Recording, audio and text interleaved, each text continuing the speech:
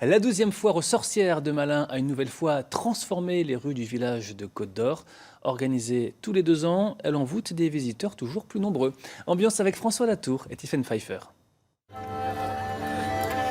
Au pied du château, il faut se laisser emmener par des arbres musiciens. Un accueil qui met dans l'ambiance. On distingue aussi des chapeaux pointus et des bêtes fantastiques. Et là, un spectacle sous une apparence médiévale qui dérape vite sur quelque chose de plus contemporain.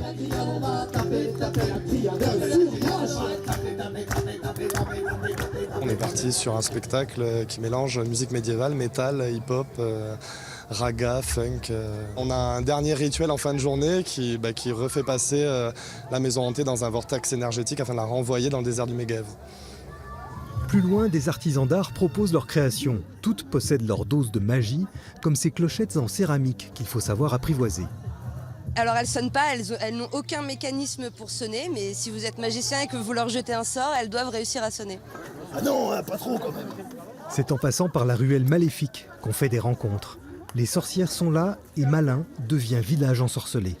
Il y a toute une ambiance, une atmosphère, la musique elle aide, quand on croise des autres sorcières ça aide. Du coup on est tous dans l'ambiance, c'est ça qui est bien. C'est vrai que là au moins c'est le moment de se lâcher un peu et puis d'endosser des rôles et c'est sympa.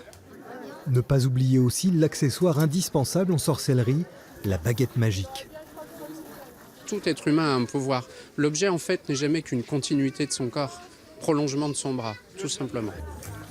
Le sort en est jeté, la 12e foire des sorcières de Malin a ensorcelé les rues et ses quelques 20 000 visiteurs.